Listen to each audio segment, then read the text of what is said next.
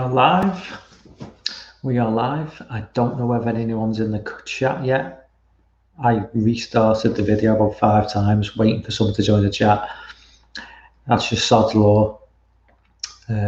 Last night, I had a bit of an issue with the internet, so I had Jess waiting, DJ waiting, and Sean waiting.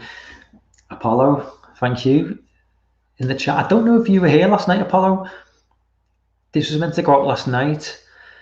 The last minute, my internet service provider just completely bailed on me. They were apparently doing maintenance, and I had to cancel the stream.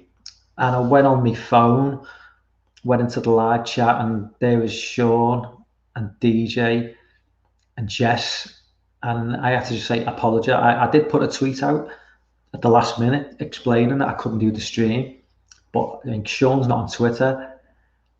I don't think, well, DJ is and Jess are, but I felt so bad about it, and I just hope they just jump back in tonight. But so pissed off, because Tuesday night is my night to do streams, because I don't work Wednesdays. Thursday, I'm in work tomorrow morning at 8 o'clock. So, Wednesday's not ideal, but obviously, I'm not going to let crappy internet put me off, and I feel like I've let people down. It pisses me off so much. I really don't want, especially in a position like I'm in, where a small channel, you can't, the few subscribers you've got, if you piss them off, it's not good luck. So beardless, had to shave today. I don't like to be clean shaven, but I don't like to have a full beard. I kind of like that in between look. But so hopefully, give it a few days, it'll grow out a little bit. But hopefully a few people join in. Hopefully Sean will jump on at some point, and hopefully DJ and Jess. But I'm not going to hang around too long. I don't like these streams to sort of drag on for too long. I kind of like have a little quick chat, this, that, and the other, and then get into the movie, and then start taking questions. But I feel, Sean's it, Sean, apologies. I don't know if you saw my comment last night. I did reply to you about half past, just after you might have just left the stream. I jumped on the chat on my phone. Virgin Media were doing maintenance. The problem is when you're streaming middle of the night, internet companies will do maintenance at a time when people aren't tend to be using the internet that much. So Virgin Media, who obviously chose like midnight on a Tuesday, which is probably not going to be the busiest time where people are going to be using it in the UK, they decided they were going to use that time to start doing a bit of maintenance work in my area anyway. So it was down for I don't know, it must have been about 4 or 5 hours. I wouldn't mind, but it was down for about 12 hours a few days previously, where it just wasn't working at all. And it was a bit spotty leading up to the stream. And I didn't know for a fact they were actually doing maintenance. So I delayed it for 10 minutes, and it was up and down. And then I went on a local Facebook group, and they said, they're doing maintenance. So I just had to pull it. I thought, I can't risk getting half an hour in and it going completely. So that's just weird. I'd rather just cancel it completely and then do it 24 hours later. Cheers, Sean. But it's just one of those things, isn't it? It's a problem with. I like Virgin Media. They do seem to have issues, but they are. Anyone who's got Virgin Media in the UK, they do seem to be the fastest. My in-laws have got Talk, and they've got nothing but trouble with their internet. Constantly, the TV's always going down. But it's just one of them things. But hopefully, it's all going to be good now. Hopefully, BT. I think BT are pretty good, aren't they, Sean? BT can't really. BT are a big company. See, Talk to me are just I don't know. They seem like they're quite a small company, and compared to like BT and Virgin, like the big. I think Apollo. I think you're in the US. I think BT and Virgin, like the equivalent of like whoever your really big internet provider is. You know, obviously Virgin at one point was run by Richard Branson.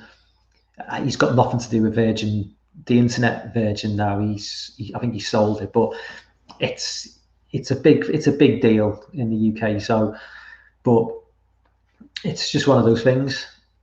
But anyway, I'm not going to hang around. So I don't know if you guys are going to I've got your Halloween 4 set up.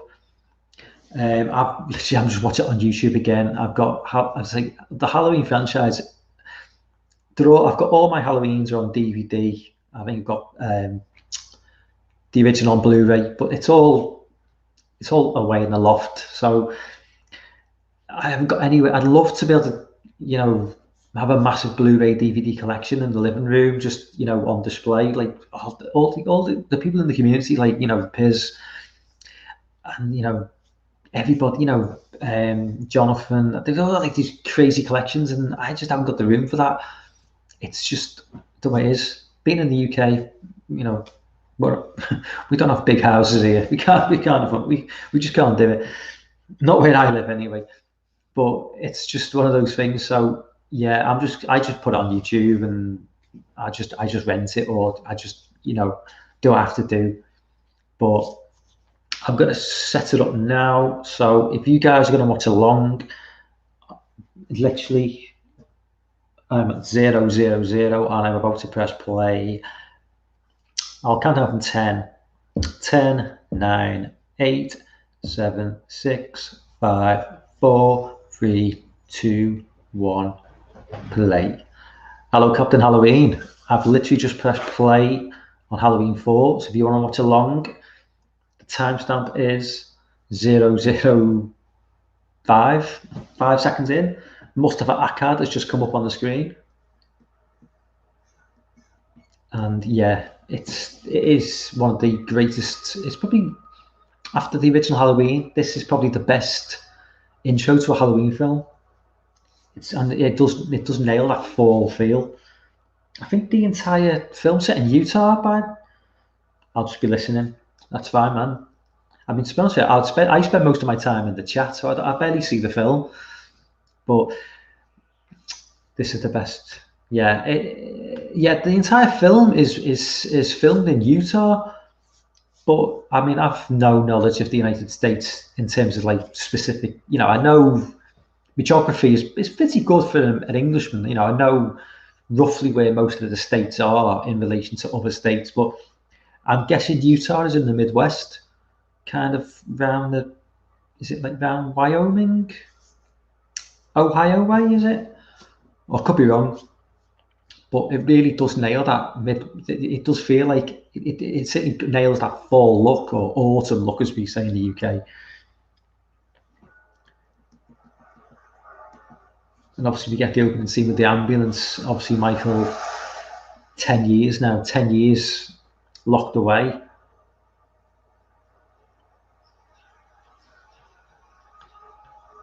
Let's just go into the chat now.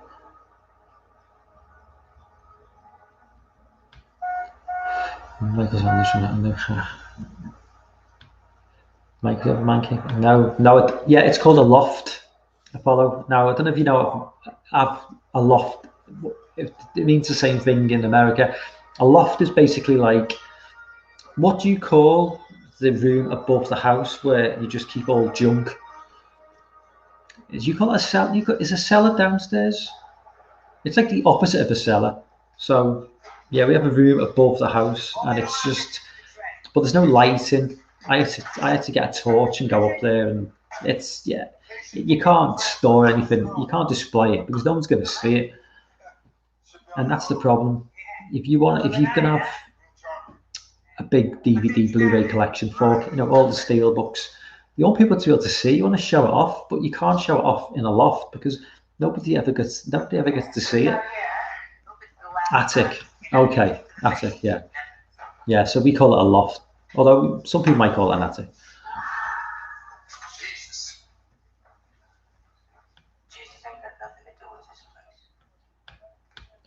Why is my club not on October the 30th as well? You'd think they'd learn, wouldn't you?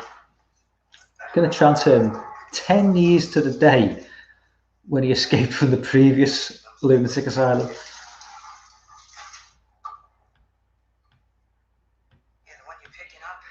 It's not a height, I think the West is there. Okay.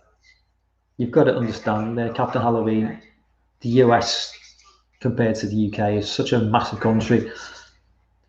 When you say a fair bit west, you could be talking hundreds of miles, where a fair bit west of me would be 10 miles. Do you know what I mean? West of transferred. To make a sequel, sure. We need to get that money.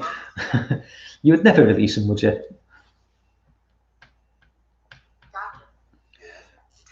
Michael, obviously, because that was. Well, by this point, he's gone beyond a normal human being. But Donald Pleasant survived, so is Donald Pleasant supernatural as well? How did Donald Pleasant survive this? Also, the scene at the beginning of the film as well, which comes up in a minute, where the man in black comes off the bus. As a kid, I always thought that was Michael, because I didn't know who this character was. It's just like, there's some strange guy, you only see his feet. And I was thinking, why is Michael on a bus with like people? Why has he not killed them all? I was like, as a kid, I was really confused.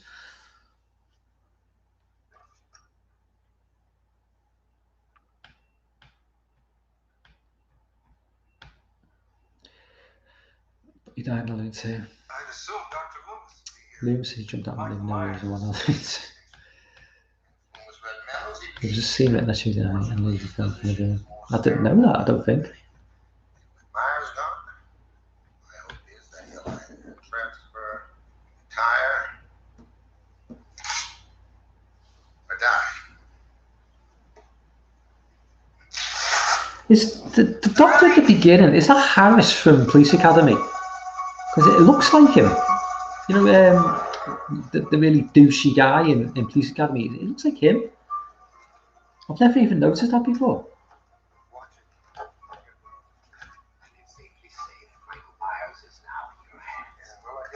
It is him, isn't it? The doctor's the Russian weapon back before.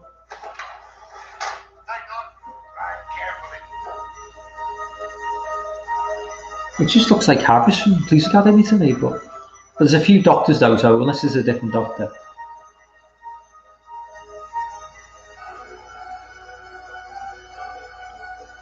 Of course it's raining, and of course it's a storm. It couldn't be a nice, peaceful night.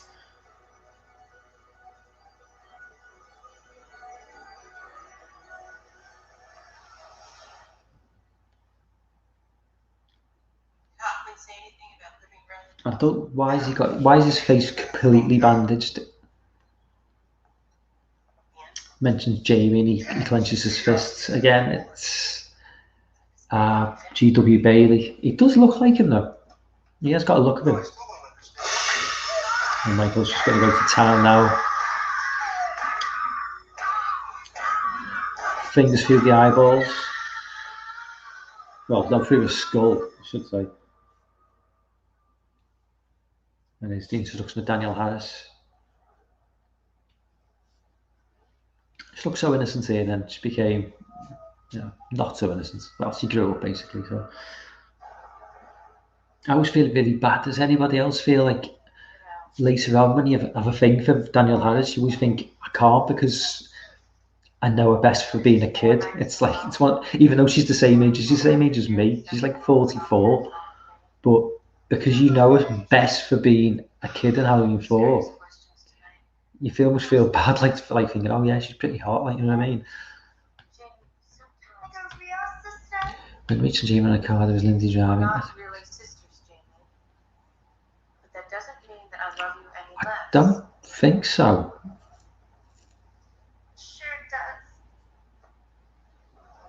I'm not sure, Paul. I don't think so.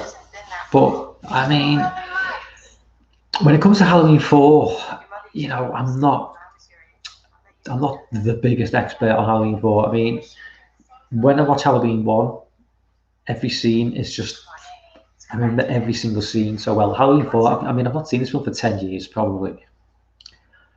and I've not seen it nearly as many times as Halloween 1. So maybe someone else maybe could tell you that,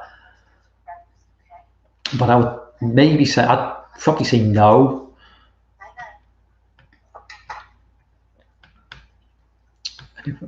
I've not seen The Last Boy Scout. I need to see that. I need to check that film out.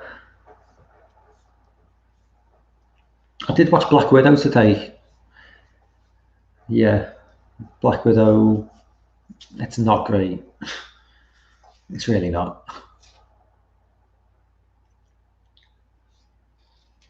Also watched a couple of really good. Lorne is starting a new show on his channel where they take two films from a certain era, or maybe not the same era, but of a similar nature, watch both films and then discuss them. And watched a couple of really good films. One called Wait Until Dark with it's Audrey Hepburn in the 60s, which I've never heard of, and I watched that, and that was a good film. And then watched a really, really good film called See No Evil with Mia Farrow. It's like a British horror film from the early 70s. Now, I did not know that Lorne was in the chat. I've literally said his name and he pops up in the chat. Now, is that freaky or what? I literally did not know he was there. So, thank you, Lorne. Literally, I say his name and he pops up. Like, what are the odds? I think Lorne has got like almost Michael Myers' supernatural powers. He hears his name and he pops up in a stream. Anyway, cheers, man. But Lorne, if you're still in the chat, yeah, See No Evil, really, really, really good film. Obviously, we'll discuss it more when we do, the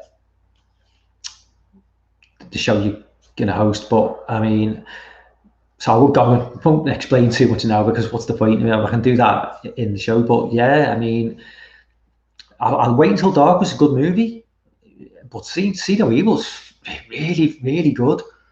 And a film that I would never even consider watching unless you'd mentioned it. So thanks a lot, man. Lorne is everything. He is.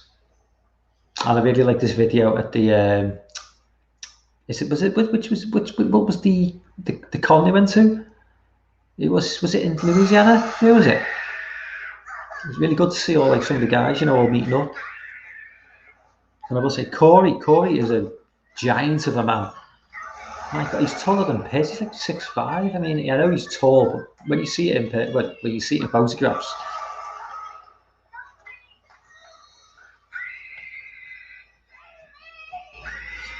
Imaginary Kentucky.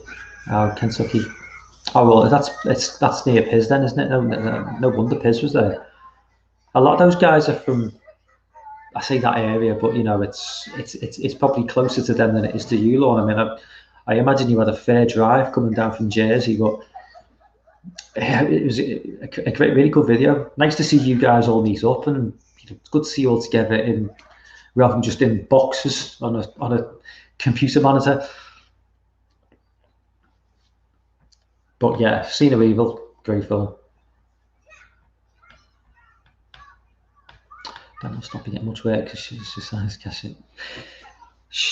I mean, she's kind of like a B-movie screen queen to me. She's kind of like the B-movie Jamie Lee Curtis. She's definitely lived off the Halloween name. I mean, she's a good actress. She's not actually a bad actress. She's a good actress, but she's definitely sort of someone who's definitely cashed in on the Halloween notoriety. And all the power to why wouldn't you? I mean, I would.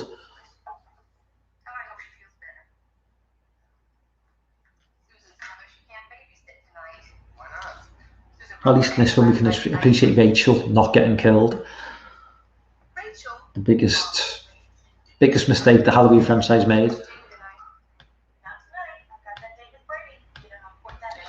So Jimmy, he survived. I just saw this lore for Halloween I'm not even aware of. I literally just watched the films, and I watched the first film, take everything in. 2, take everything in slightly less, and then as it goes on, I just take in less and less, but just watch them more for like what they are. But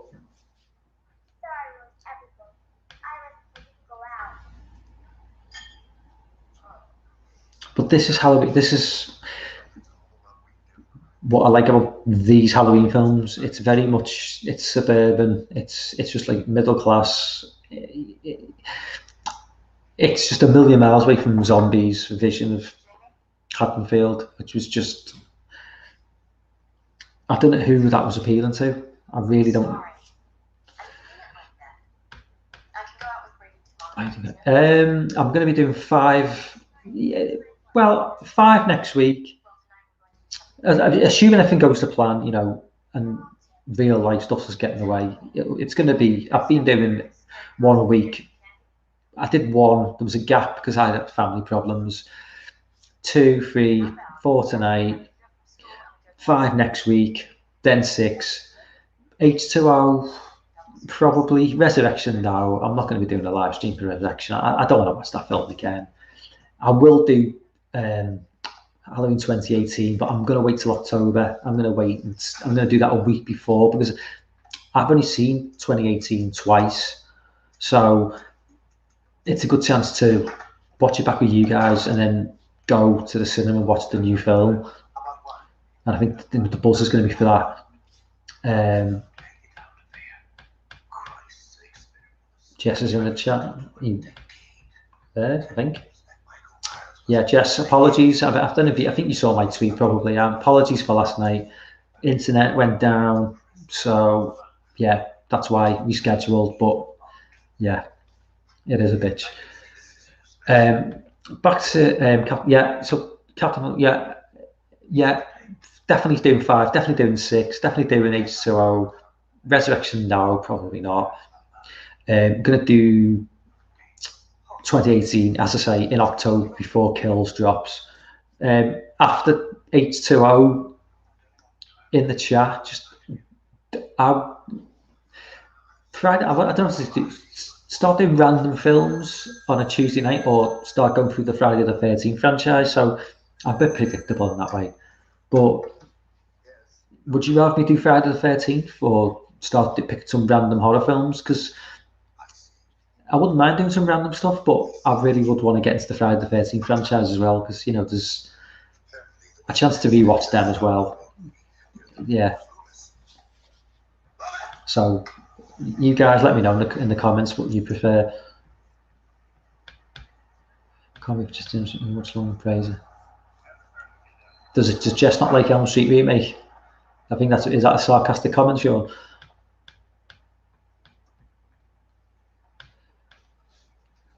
I don't mind H2O. It's very much of its time. It is very, very Scream-like, but I don't actually mind the film. I mean, I went to see it on the cinema, and I've got good memories of H2O. I think the reason I've got memories of H2O is the 1998 was just a great time of my life. I was like 22, 21, 22. Now I'm happy now, I'm married with kids and all that, but going back to 1998, I'm not saying this is like against my life now, but going back to when you were younger, didn't have a care in the world. I was working, I was at a full-time job, I was making decent money, not decent money, but I didn't have any overheads, so all my money was on me. So I was just going out every weekend, having a good time, this, having a good time, spending all my money on movies and video games. Remember the time when you could just spend all your days if you weren't working, you just spent all your day just playing video games and watching films. And look at your life now, if you're of a certain age. It's come back for me a little bit, because obviously my kid's 17 now, so it's come sort of full circle for me. So my life's sort of going back to the way it was when I was like late teens, early 20s. But there's a big period of your life, and anyone who've got kids will know once you meet someone and then you have kids, there's a big period there where you can't do any of that stuff. So but yeah, basically. So I can't even. I've lost my train of thought now, and I've totally missed some of the comments. There's a Friday the next. Oh, is there? Oh, that might be good timing then.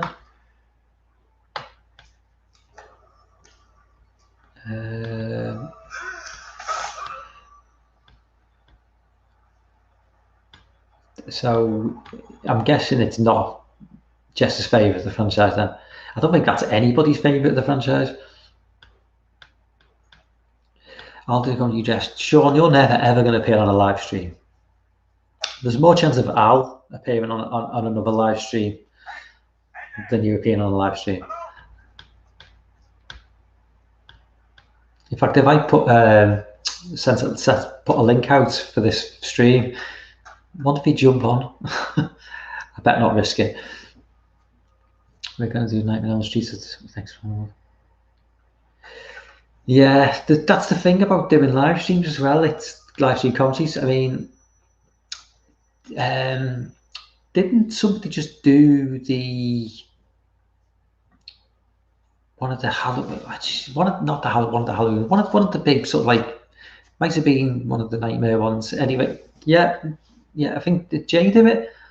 See, I wanted to watch The Collector, and I was going to do The Collector as a kind of like a first watch live stream, because I've never seen The Collector, but Jay's just done it, and also you spend too much time in the chat anyway. So I think the best thing to do with live streams is if you need to have seen the film first and then watch it, because you can just sort of go in and out of the film.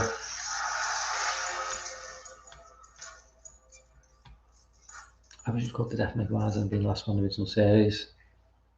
Oh, do you mean part 4? Because I mean, after 5's, I've got a soft spot for 5 because it's an 80s film, even though it's right at the end of the 80s. But it's the last of the great Halloween films. I will, Mike, trust me. Okay, sure. I believe you. So, okay, I understand now, Jess. You don't like that remake. Oh, Corey's on board. I was going to say, you just missed it. I don't know if you were in the chat before, Corey. I was just mentioning how, I think I mentioned on Lorne's live stream, not Lorne's live stream, Lorne's video about the convention you guys went to. And I was like, oh, really want to see a picture of Corey and Piz next to each other to see who's taller. And then I rewatched the video, and there's a very quick shot of you guys stood, and I missed it the first time around. And yeah, you definitely edge it. So Piz is like 6'4", so what, you're like 6'6", is it? Are you 6'5", 6'6"? Lorne and Jonathan look like midgets next to you guys. It's got to be said. I like the cinematography. What happened to Ali? Just seems Captain Halloween. He didn't just disappear. I don't want to go into too detail, but if you're not subscribed to the Cornelius Collection, Hayden's channel,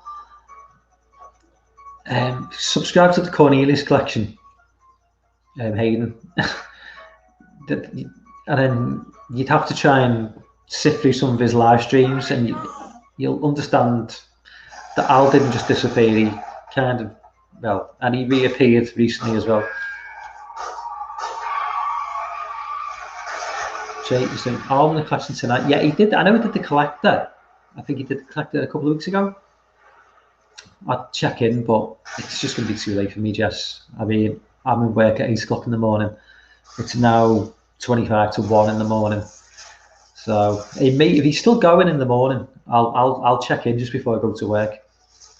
If you haven't noticed, I always jump on either Hayden's or Jay's live streams, always round about the same time.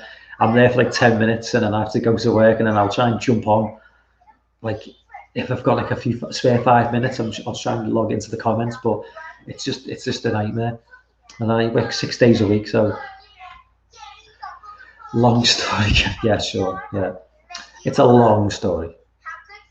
And I did a live stream with that, my very first live stream, and my most, by far, my most popular video on YouTube is the Friday the 13th live stream. Val, it's got like nearly 500 views between the live stream, and I also uploaded it, so it's like two separate videos. So the live stream went direct to YouTube from StreamYard, but I also uploaded the video as well through YouTube.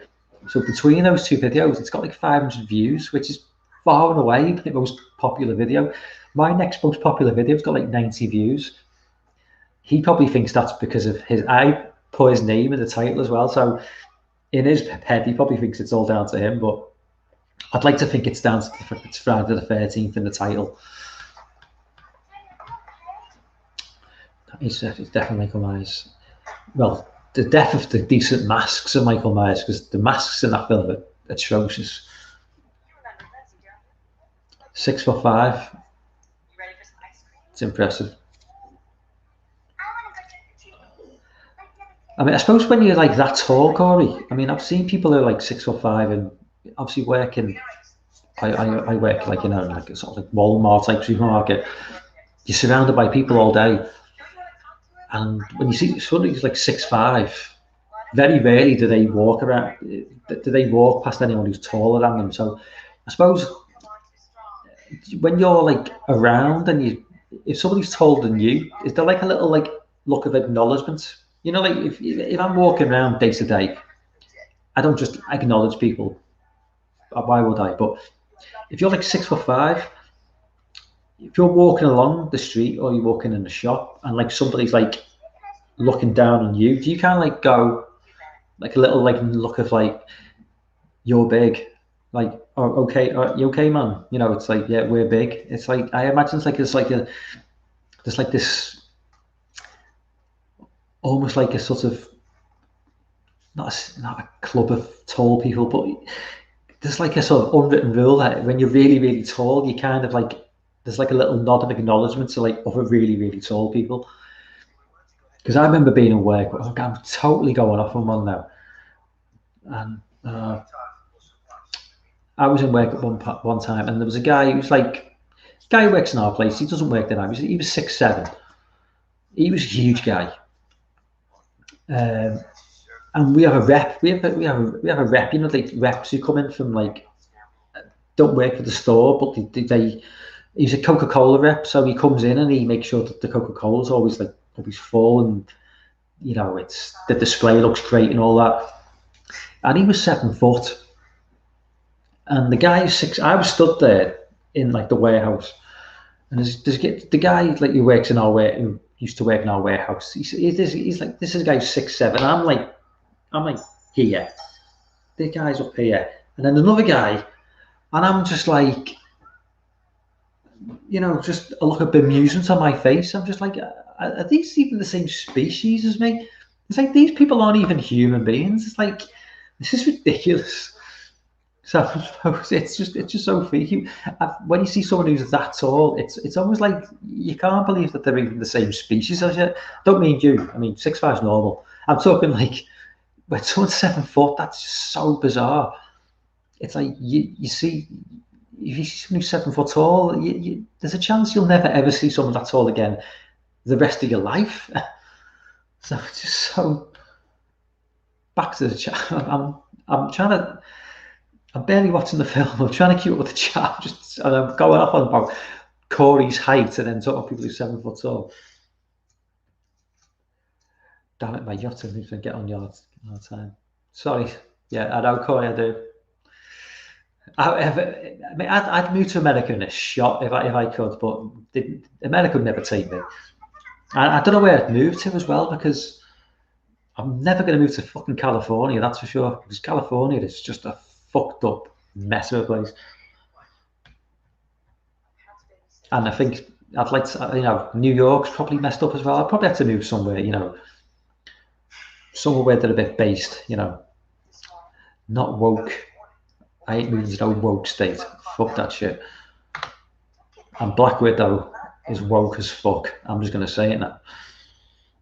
If you haven't seen Black Widow, yeah, it's This is the new era of Marvel films where men are either evil or they're stupid, and women save the day. And I've got a problem with that, but this is going to be the ongoing trend for Marvel now. That's why we need horror films, because horror films are never going to be woke. Hopefully. Michael's just grabbed.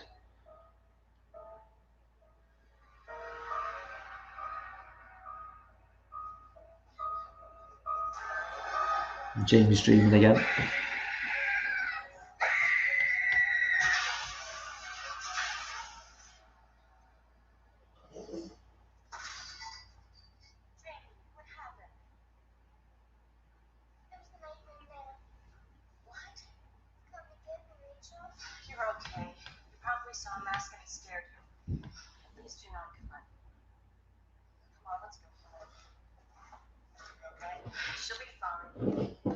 So 80s. You got a guy who looks like Patrick Swayze in the shop with like a pinstripe jacket on.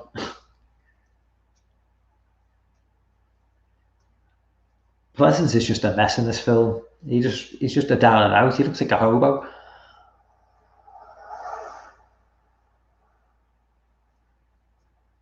It's always sad to think because he was literally 6-7 years off his death for this film. Obviously, Curse of Michael Myers, it was a year or two off his death, and it's always a shame. How the road sign there? Obviously, it says Eaton 59 miles, Haddonfield 119 miles, Chicago 320 miles. So Haddonfield was a couple of hundred miles from Chicago, but is that realistically a town like Haddonfield? I mean, I've never been to Illinois. I mean, is the look of Haddonfield in the Halloween franchise, is that typical of a town in Illinois, sort of like, you know, in that Chicago area? Because obviously the original movie set in Pasadena, well, it's filmed in Pasadena now. Did they really nail the look of an Illinois town in the original film and in this film, or is it just completely off point? Because this is filmed in Utah, so if this was a UK film and they pretended that a film was meant to be set in Yorkshire, for instance, and they filmed it in Cornwall, and people who from the UK, I mean, like DJ would know this, you'd spot straight away that this was completely, totally wrong with how it looks. You know what I mean? So when they do set these films in, and they say it's Illinois, and they go and film it in a completely different location, as an American or someone who knows the landscape, do you think this is bullshit?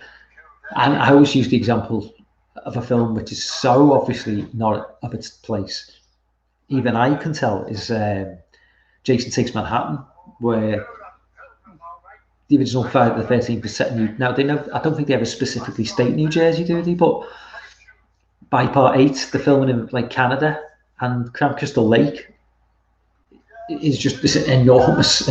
Camp Crystal Lake in Jason Takes Manhattan looks like Loch Ness. It literally looks like Loch Ness. It's just enormous. This huge, huge body of water with mist and cloud, and it's just the mind boggles. But I was interested in that because watching American films, I just switch off and say, when it comes to geography, I just accept it for what it is. And I suppose it's the same with accents as well. If they're going to set a film in Illinois, and the cast are talking with maybe generic, because a lot of American accents can't sound the same to me. Because obviously, I suppose an American would say the same about the UK. But in terms of accents as well, I mean, a lot of the accents sound quite generic in the Halloween films now. Would they really be expected to talk with a specific accent if it was Illinois? Maybe, I don't know. Because I only really, I can pick up obviously at New York, like that Jersey, New York accent is obviously, I can pick that up straight away. I can pick up a Boston accent pretty well through just watching a lot of films. Obviously, like Texas, California, that sort of deep south as well. But anything in like that Midwest area, I would be completely lost. I wouldn't be able to tell the difference. But people who live in those areas, it's very specific accents, I'm assuming, and there's nothing that gets my goat more than watching a UK film where they film it in a certain location. And I mean, I've very rarely seen a film which has had characters from Liverpool, where I'm from. If they're not from the city, the accent is usually way off. And for people outside, it might not bother them, but for me watching personally, it's like you just taken away from the film or the TV show, whatever it is, because you're just thinking, well, this is just a person pretending to be that person, and you need that level of believability, I suppose. It might matter less in maybe just a Halloween film, but I'm rambling again. When I see someone taller, I feel like more like a normal human. Yeah, I know what you mean. I mean, 6'5" tall, but I suppose that it happens probably fairly regularly where there's someone taller. But when you get into sort of upper 6 foot, when you're getting towards 7 foot, you're never ever going to see anyone taller than you. It's just such a rarity. I love how crazy it gets. Yeah, he gets really crazy in par five. If he's on his way in par four, but by par five, he's just completely bonkers. By par six, I think he's so tired, and I think he's ill in real life. He hasn't got the energy to be crazy. I'm sure sounds like that. Well, fair enough. As I say, I wouldn't know, but it's good to know. I always love the look of like some of these like films like It, even the remake, the town they set it in, it always looks like a picture perfect American town, the sort of town I'd love to live in. With it's got like a baseball and like a football field or like a baseball field, and it's got like the arcades and I mean, if I could live, I always feel like one of the most perfect times to be alive, which is before my time. But I imagine like sort of like living in like sort of like in a small town in like in the late 50s in the US, sort of like around the time of the original, where it was originally set in like 58. Because I'm sure like at the time, like post-war, coming into the late 50s, early 60s, America was probably just possibly one of the most perfect places to ever lived in terms of like growing up, because there was, I mean, I'm no expert again, like I'm not saying from my perspective, but from what I've read, at that point in time, it was it was getting really, really prosperous. And, you didn't have, I mean, I'm not saying it's not a great place to live now, but let's face it, you're not dealing with all the shit we've got in the real world now. It's just a simpler time. I mean, so to just because more meaning assessments they can, but yes, we do miracles.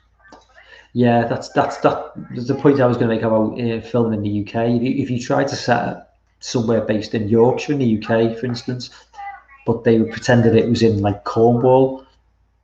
Cornwall is fairly flat with a few hills, but Yorkshire's got like lots of big mountains, so it would be hard to pull off, and people would notice straight away that it wasn't genuine. And I think you need that. You need to have that level of realism. Otherwise, if you lose the viewer with the level of realism, sometimes it's they're just going to zone out and not take it seriously. But as I say, I don't really think it matters with this sort of movie, because you're really in it for like the kills. I think when it's something a bit more like serious. Just when I guess near the end, when they're in the school, Michael Max people there. we'll just ignore them. Anything after part 2, the masks are just.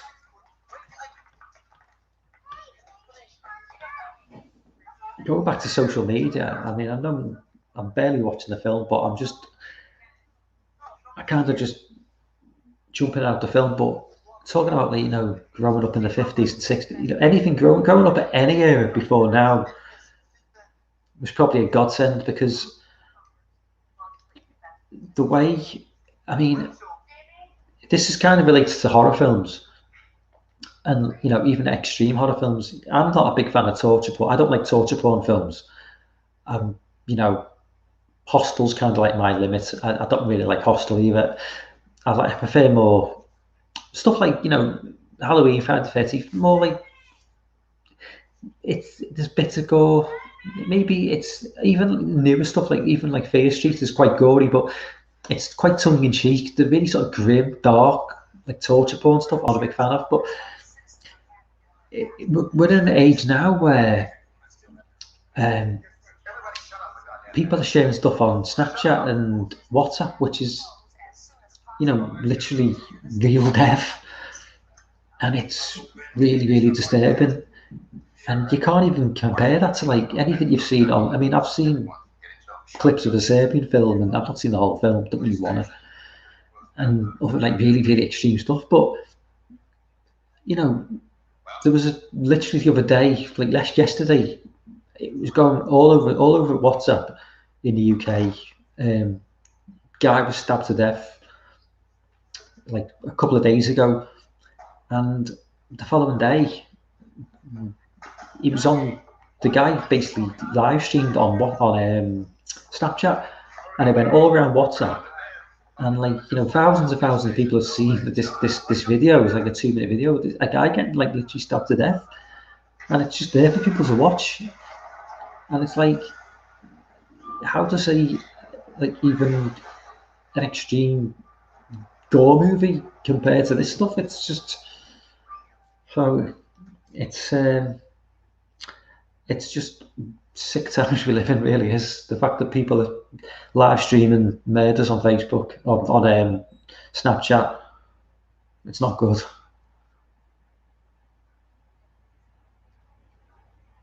But the people who watch it, then they share it, and the worst thing about WhatsApp as well is you can click on the video and you don't even know what you're opening. It's just a blurred image. You click on it, and then next thing you know, you're being faced with this extreme, like, violent death.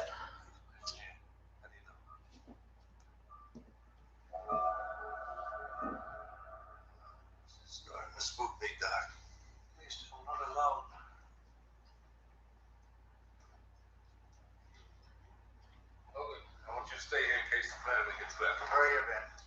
You look sharp, you understand? No problem.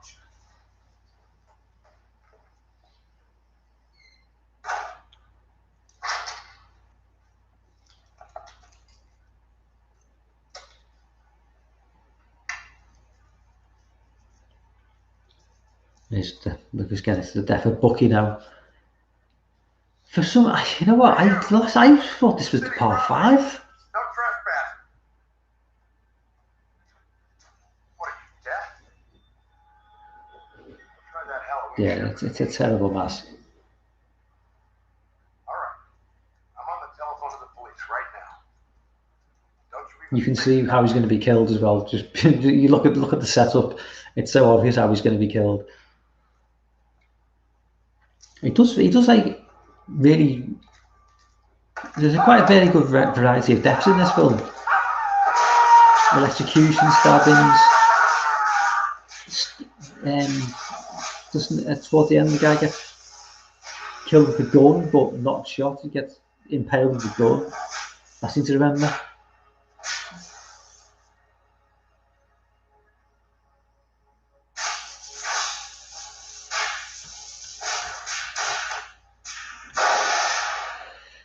So they just get. I mean, I don't mind part 6. I think part 6 is slightly better than it's better than part 5, and it's better than part 4. And then it goes downwards again. I don't understand, why couldn't they just stick with the same mess from part 2? Because obviously with part 1, you had the whole issue with you know, Star Trek, were they trying to, they going to, because of the women with Shatner resemblance, they were going to sue. But why not just stick with the Part 2 mask for the rest of the franchise? Because the Part 2 mask is far better than any of these masks.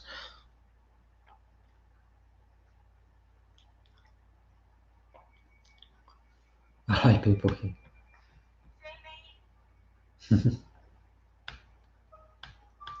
I mean, with the Friday the 13th franchise, you know, okay, they mix it up with the mask, but really it's just a point of different chevrons. It's pretty much the same mask. It's just, you know, different colours, or sometimes it's a bit more damaged. But people don't obsess over the mask in Friday the 13th the way they do with Halloween films. It's not really an issue.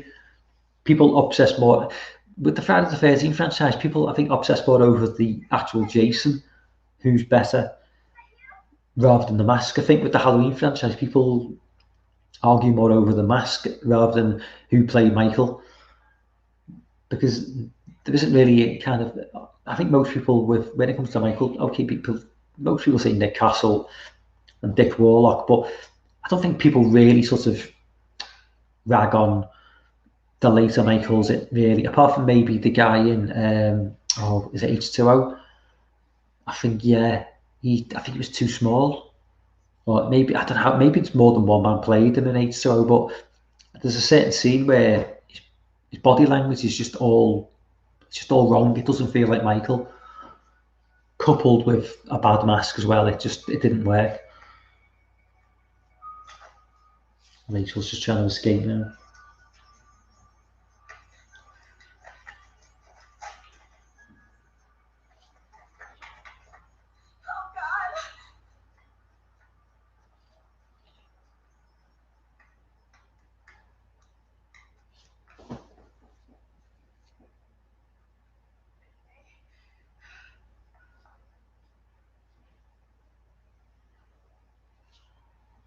Streets are very quiet in this film as well, considering it's Halloween.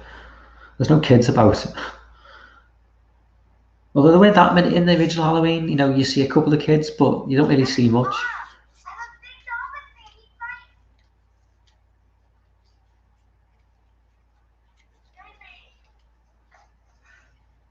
Did Halloween 5 was made like within 12 months of Halloween 4? Was that due to, were they already planning to make Halloween 5 before 4 was made, or was it the success of 4 that they decided we're going to just really quickly make 5? Because literally 4 came out in October '88, I think, and then 5 came out 12 months later. So obviously it's not going to be the biggest production in the world. It's not going to require a massive amount of time. But did they have? I mean, I'm not sure. Did they have plans to make Part 5 before 4 was even finished? I rather like the way they are doing it now. Or was 4 just a bigger success than what they thought? They thought, well, let's just make 5.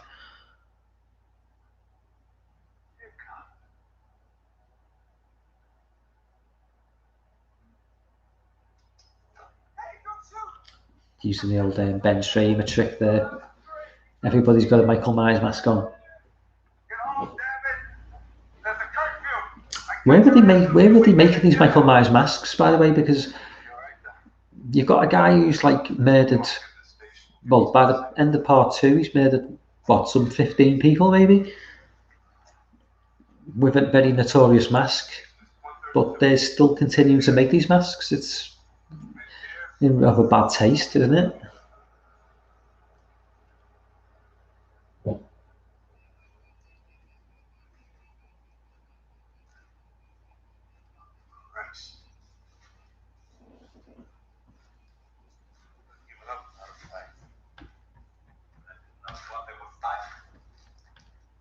Cops do it by the book.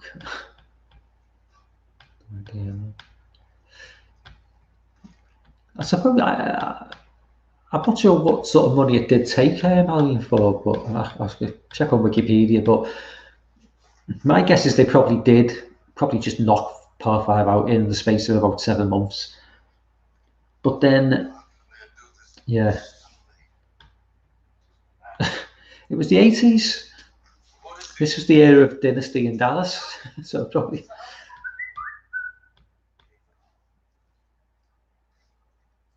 But having said that, getting Donald Pleasence to come back in such quick time, wouldn't they have, someone like Donald Pleasence of his stature, wouldn't they have, imagine say that, by this point he probably wasn't really doing a lot acting wise, but would they have not then, going into part 4, would they have not like given him advance warning and said, well, you know, we're looking at doing a sequel immediately after part 4? But like again, I say Donald Pleasence was not really in demand at this time, I don't think. The Halloween franchise should consider themselves damn lucky that they had him for as long as they did. Because Donald Pleasence didn't, yeah. And he still went back for part 6. I just don't know what sort of money were they paying him at this point, because Donald Pleasence was getting on in age. He was obviously, you know, set for life. I don't think he was like mega rich or anything, but I'm sure he was like, you know, a millionaire a few times over. He didn't really need to do it. So did he do it for like, did he feel like he owed the franchise something, or did he just want to keep on working and didn't care what he worked on? I suppose I use Malcolm McDowell as an example. Malcolm McDowell is somebody who will just, he'll take anything on Malcolm McDowell. I mean, he's done Rob Zombie's Halloween for starters, but he'll just appear, he just seems to appear in whatever. And he's not a bad actor. He's appeared in some iconic stuff, but he just pops up in those random shitty films.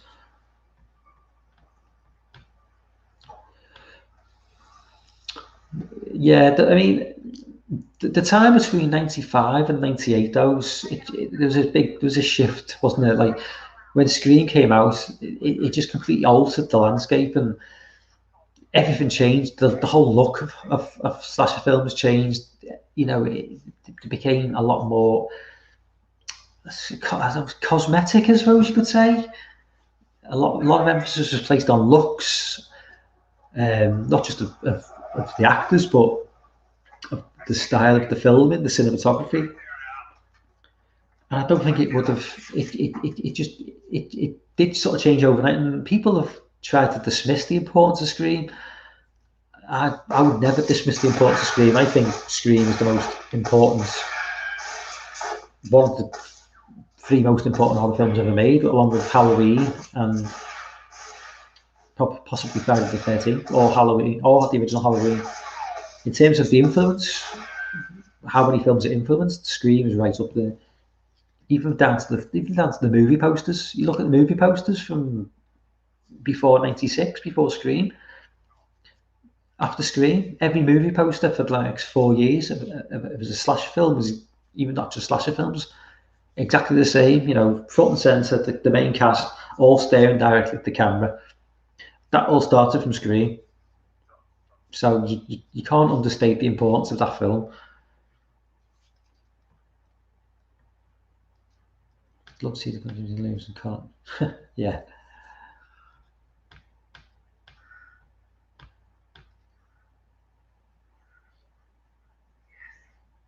Oh, we've got a great scene now. We've got the sex scene where he just cuts away just at the wrong time.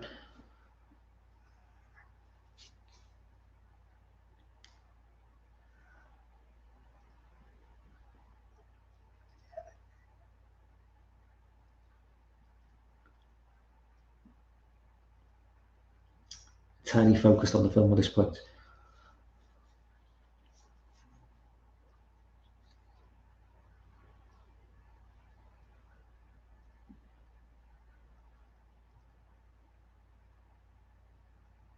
God damn.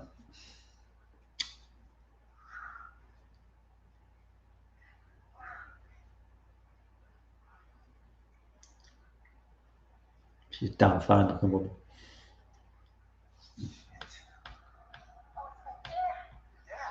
Look at me for a second. Yeah. Oh, well, yeah.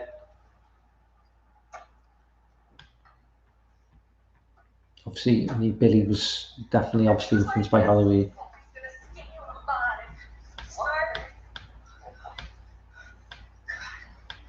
Going back to, I would love to see. I'd like to see a competition between LL Cool J and Busta Rhymes. Hopefully, LL Cool J would kick Busta Rhymes' ass. Douche.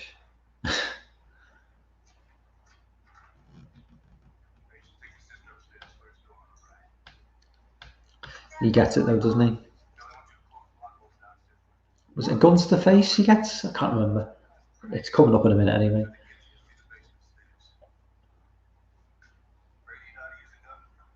Yeah, such a crush on Rachel when I was younger. But she was like the perfect girlfriend. She'd be about 50 now, maybe, the girl who played Rachel.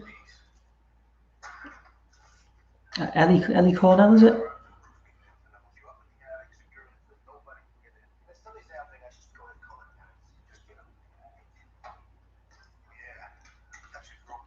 So how old? I think I was like about 12 when I saw this film. Probably about 1990. So how old were you guys when you first saw this film? Because obviously we're all different ages. So I think Sean, you're younger than me, aren't you? So this dude was the vampire playing Buffy. And in the film or the TV show? I'm guessing you mean the film, because the film only came out a few. The film was about the film. Buffy came out was about 93, was it? 93, 94? I can't remember. Was that Christy Swanson who was in the original Buffy?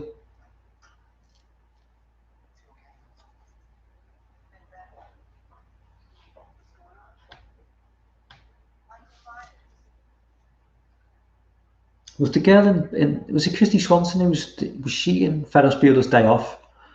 She's like the girl in the class who answers the teacher. I think she's in Deadly Friend as well, with the Wes Craven film.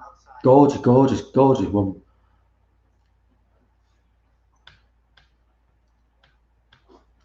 Film, yeah.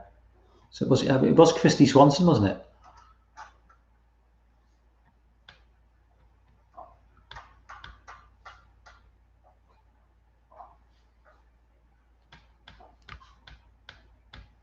Save 11 something. Yeah, I think because obviously when Halloween 4 came out in the cinema in '88, it was an 18 certificate and I was too young to see it. So I think 5 came out 12 months later, and that was an 80. I was still too young to see him. And I think I saw the first Halloween in about '88, but that was on TV. But by the point I actually got around to seeing 4 and 5 on VHS, I think I binge watched them at a friend's house because I wasn't allowed to watch. My mum and dad were like strict about films. They wouldn't let me watch like 18 rated films, so I used to go to a friend's house and their mum didn't give a shit. So we just used to rent out she just rent the films out for us. So we had like a weekend where we watched 4 and 5, and we watched part 2 as well. Just great memories of those days. This was like very early, very about 1990. So going around to a friend's house and they had cable TV as well. So this was just when The Simpsons had first sort of come on UK TV.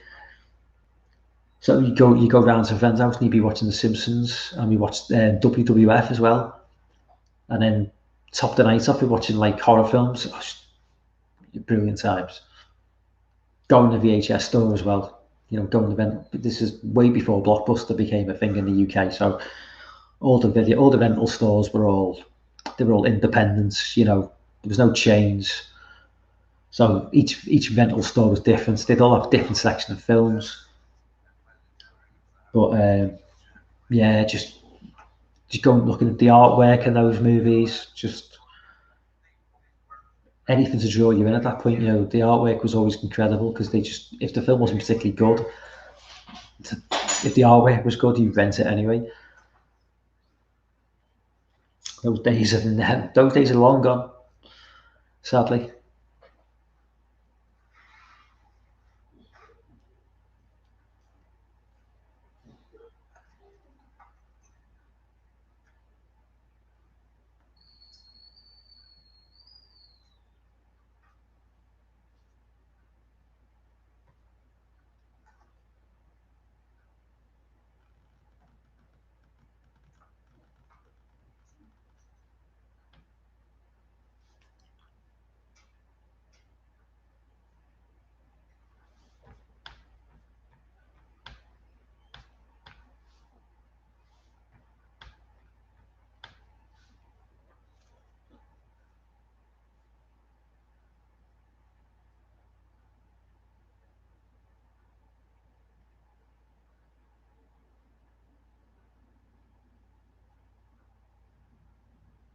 I think Rachel looks a bit like a Michelle Williams, a little bit. I don't even like Michelle Williams, but I think she's got, in this film, got like a slight look of her. Maybe it's the hairstyle.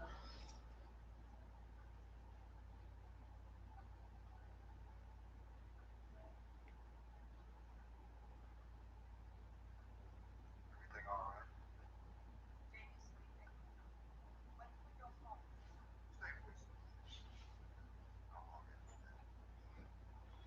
The cop in this film's got parallels with Sheriff Brackett a little bit. There are kind of parallels with the original Halloween.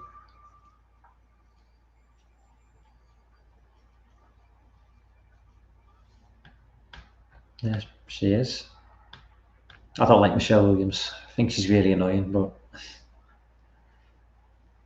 I think did she get the H2O gig on the back of Dawson's Creek, or did she get the Dawson's Creek job on the back of this?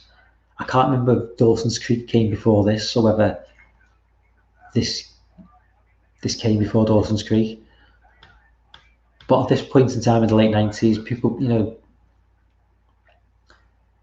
because Dawson's Creek was the guy who, the screenwriter for, is it Kevin somebody, I think he was the screenwriter for Scream, also wrote Dawson's Creek at the beginning, I think.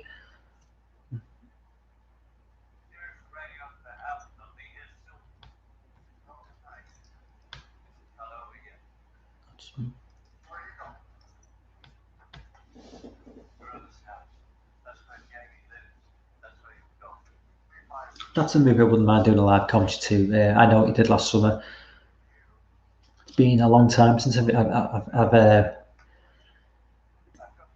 seen that film. Not the best slasher film, but I do like the setting. I love like the sort of like setting by the sea, which is something. It's a bit. It's not unique, but it's something a little bit different in the sort of like slashes. Most usually it's like camp slashes, or it's like college slashes, or like suburban slashes. You don't often see slashes, set by the sea. Kevin Williamson. That could be it. It's along those lines. It's something like that. But he was involved at that time. He was like a really hot property. I remember, because Dawson's Creek was a massive deal back in the day, and obviously Scream was just huge.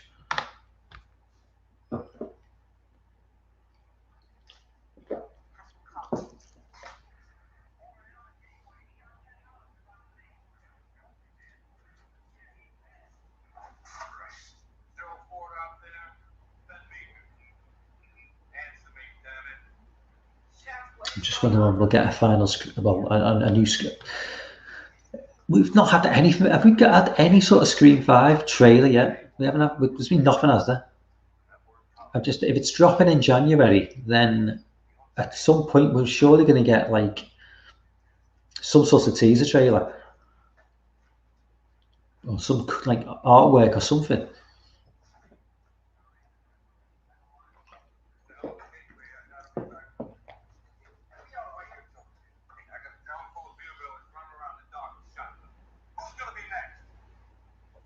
Excellent.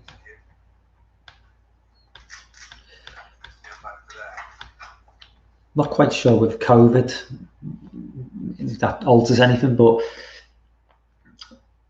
what's the usual sort of process when a film drops in a certain month on the cinema? Like, what, I don't really pay too much attention to it, but like, at what point do we usually get like a sort of a big, like a first teaser trailer? And it must be at least 4 months before. So it may be a couple of months off, but where they're going to go with Scream, as I say, to be carrying on a sequel 25 years after the original, and for it not to have received a reboot or a remake, it's almost unique. By this point, you know, if you look at most franchises, once you get past, maybe not past a certain number, but certainly past a certain number of years, by 25 years later, and it's not even being rebooted, it's unusual. I mean, you look at Halloween, Friday the 13th, Nightmare on Elm Street. After so many years, they were all just done and dusted, and then they just rebooted it.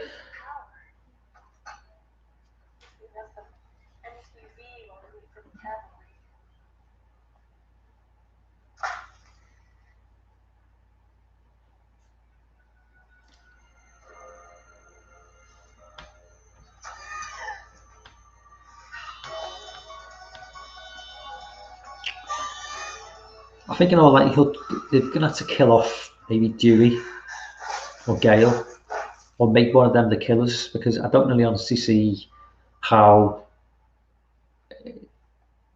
one of them is going to. They can't kill Sydney off because she is like she's the iconic character of the franchise. But one of the other two, either kill them or make one of them the killer, or make both of them the killer.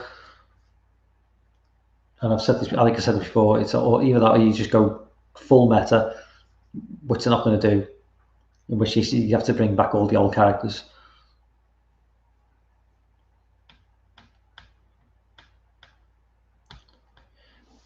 Yeah, I always thought it was my memory's terrible. I always thought it was the boy. It's been like 10 years. Your memory plays tricks on you.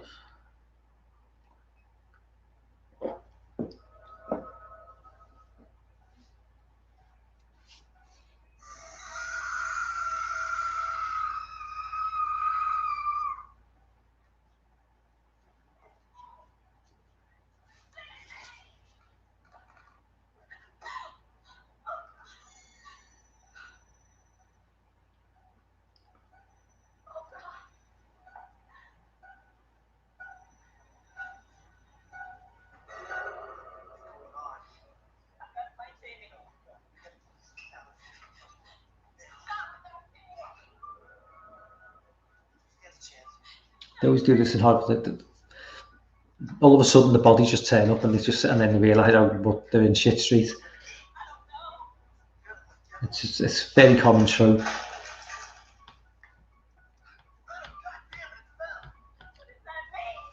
It's like in any horror film as well. You know the film's ended when you just hear the sirens in the distance. That's the point where you get, oh, it's okay now. They're safe.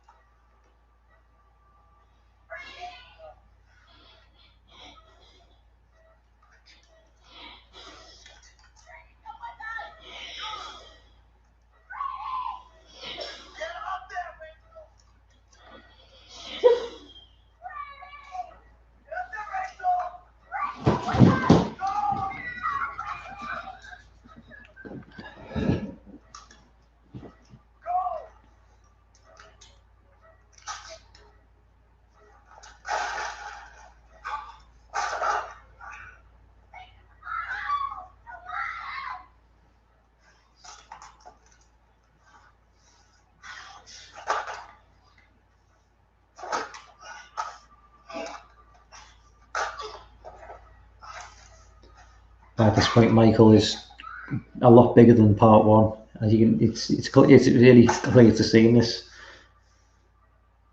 He's grown by about 4 inches.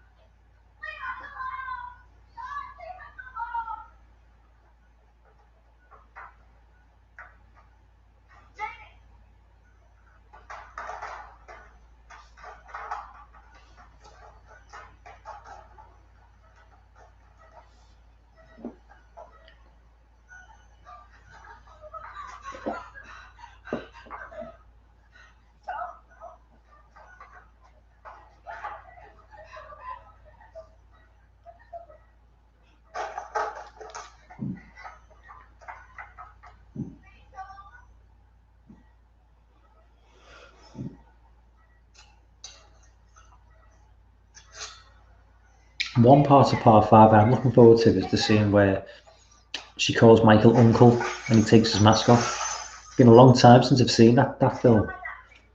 And that scene, I always think it's probably the only time in the franchise where he actually shows a little bit of him. But you always think he's thinking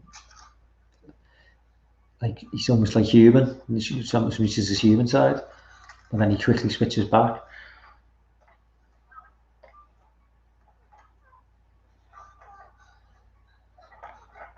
And James on the roof now.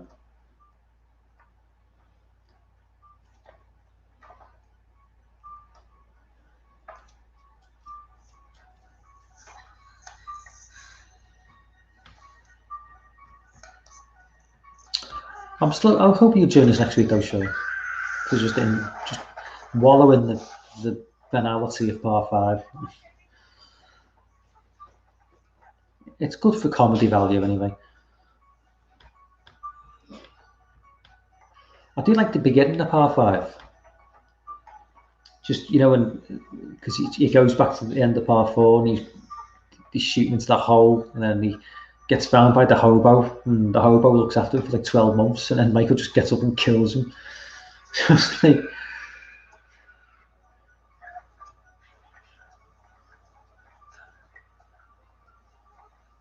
Michael showing his appreciation for like being looked after for 12 months.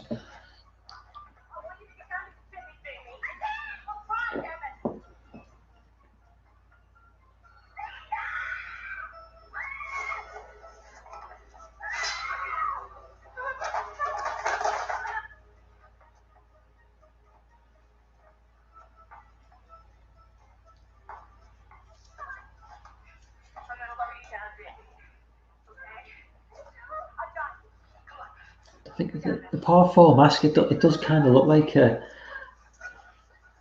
almost like you take the part 1 and part 2 mask, and the part 4 mask feels like I'm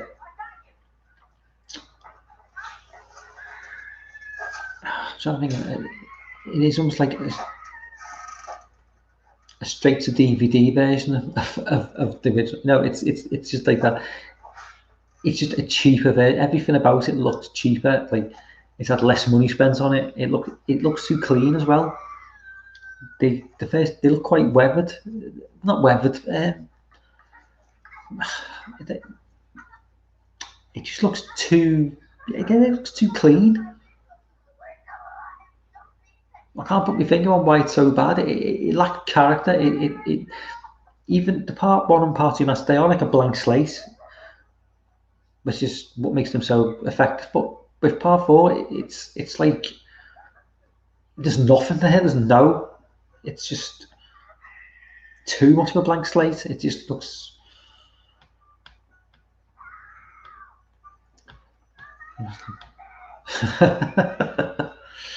Yeah.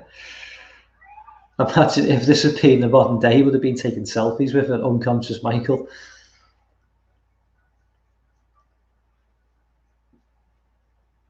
But that's the thing, Michael must have been awake at certain times just to be fed.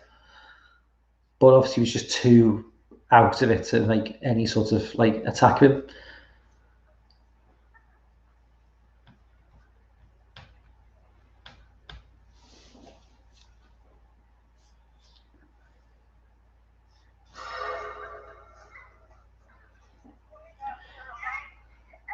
Donald just grabs Jamie in a way which probably wouldn't be considered appropriate in 2021. I'm going off on a tangent now, but I watched Weird Science the other night. It was on the BBC. I haven't seen Weird Science for must be a good 15, 20 years. And when you watch this, and I love these old 80s movies, but when you watch them, you think, "Ooh, that wouldn't fly. That would not fly in 2021 if they were making that now." Kelly LeBrock going into like a lingerie store and asking the woman if she thinks this would turn on a 15-year-old boy, and you're like, that would not fly in 2021. Great scene though. Great film. We are getting close to the mask goof. Pink masking coming.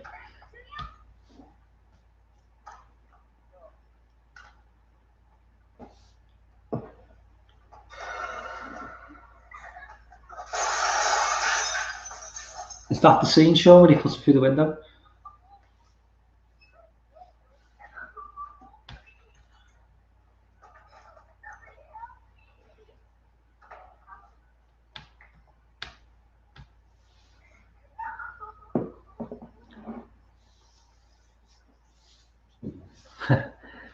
It's a blink and you miss it, but I did definitely get a pink hue coming through. I mean, what does that look like in 4K? If you watch it in 4K, I imagine it's going to be really, really clear.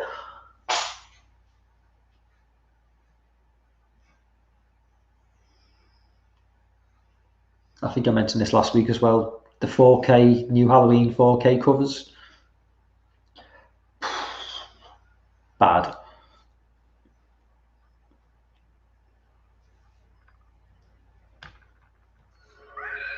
That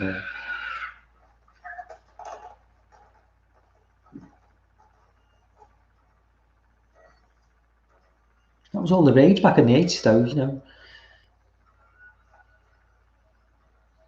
It did look like something like from like Bananarama back in the day, though, with that like sort of pink frizzy hair.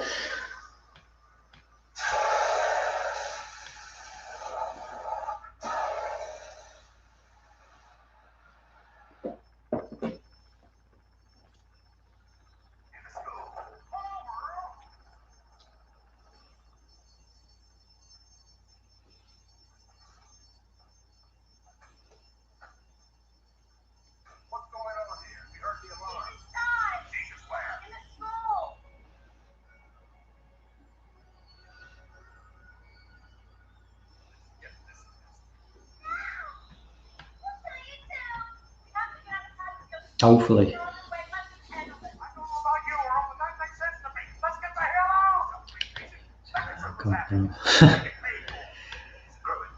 Yeah, going back to the 4K, but yeah,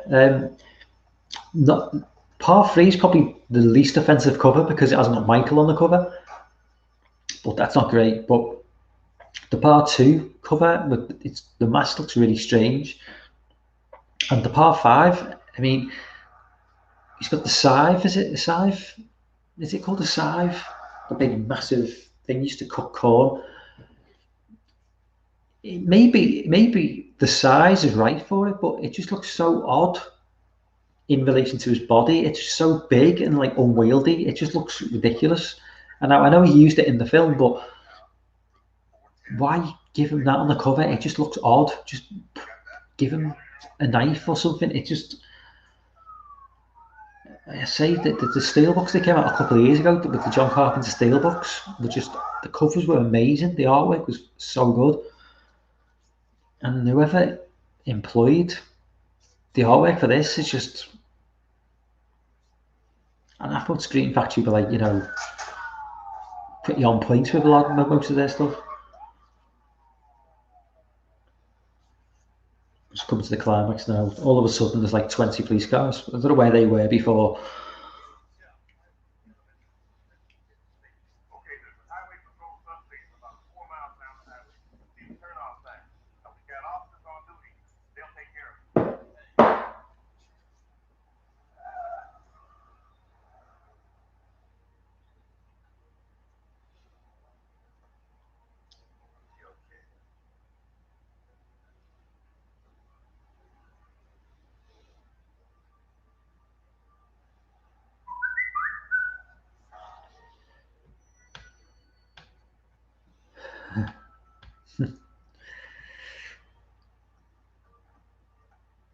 I mean, at the end of this film, they clearly set it up with a sequel in mind. But how much of that was based on, well, we'll just see how the box office goes, and if it doesn't do anything, we just won't bother making a sequel. But unlike 2, where they looked like they really did want to kill him off, obviously that wasn't the intention of this film. They clearly wanted to leave it open-ended.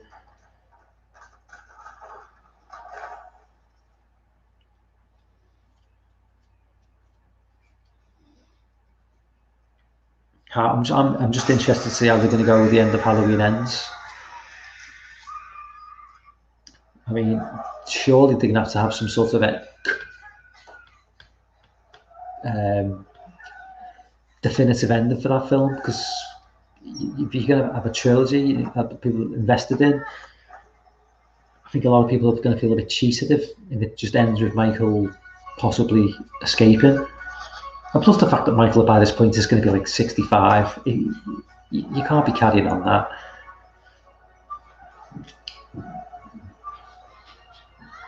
As long as it's making money, they're going to they probably will go down the reboot, remake route, because they're not going to want to give up on the cash cow like Michael.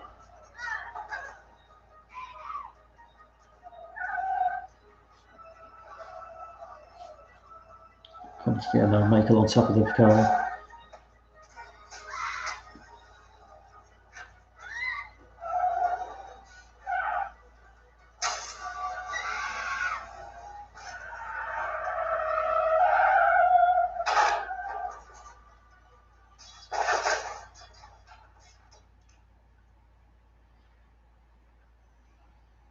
This is the scene now where he pauses, he gets up, you just go straight over him, don't hesitate, just go straight for him.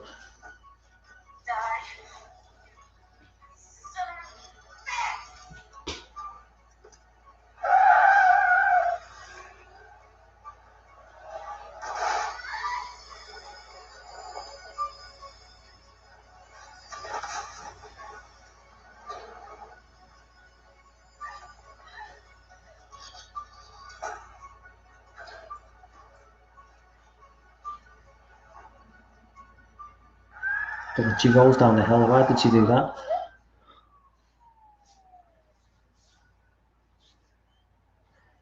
Slam into him, slam on, stay on the road. You're down the hill, a couple of meters from Michael. But obviously here's the police siren, so everything's okay now.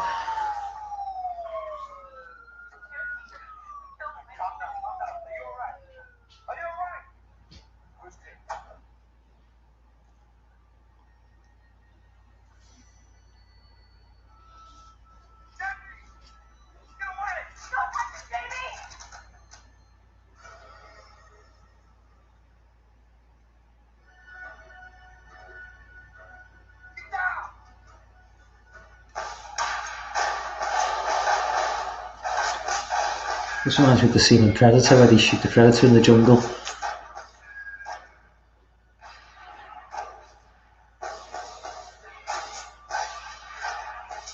It's just endless gunfire. It's just like such a macho scene.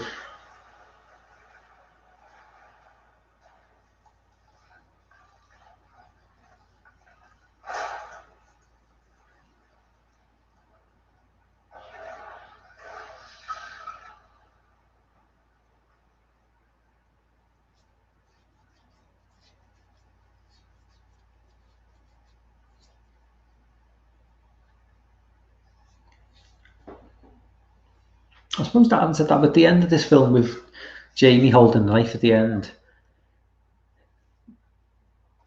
there would have been a lot of people thinking, well, are they going to go with Jamie now as the killer and just move away from Michael? But obviously that was never going to happen. Jamie's just like a little kid. But I suppose it was something a little bit different for an ending of a Halloween film. Pleasance just loses it, completely loses it.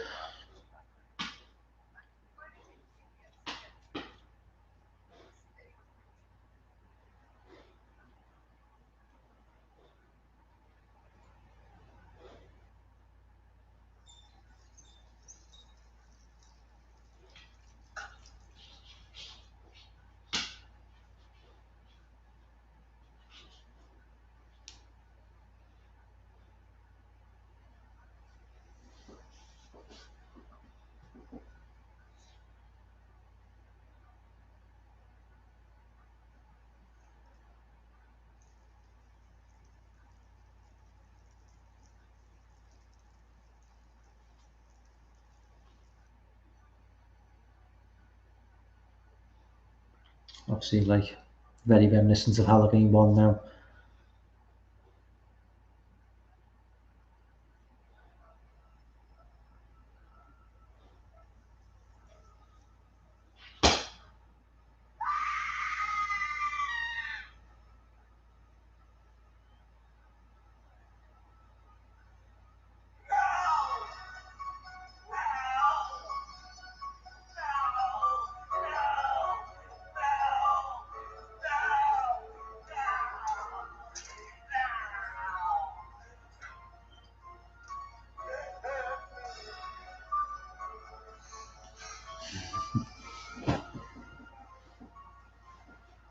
Because at this point, you obviously think that Rachel's dead.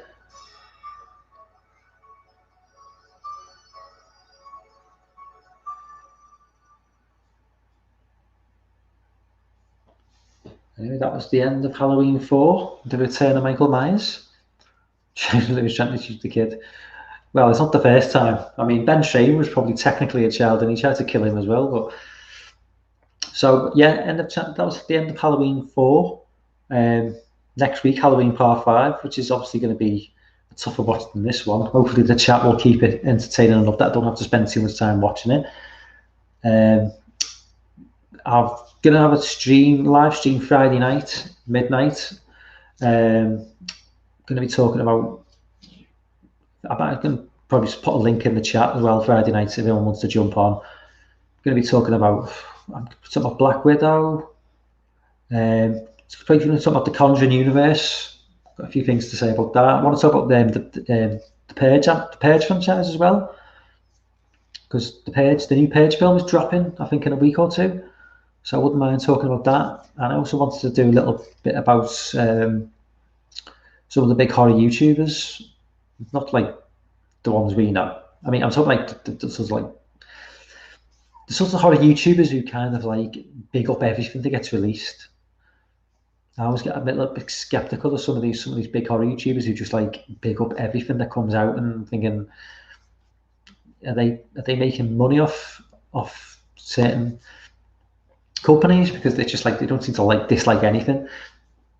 So yeah, I wouldn't mind going a little bit of a deep dive on that. But anyway, thanks to everyone who was in the chat tonight. Sean, DJ, Captain Halloween, Apollo, Jess was on late earlier on, and Lorne dropped in, Corey. I think that's it. But anyway, guys, hopefully I'll see you on Friday night, the same time. If not, hopefully you'll be around for next Tuesday, I'm hoping, for the Halloween 5 live stream. But anyway, guys, I will see you later. Bye.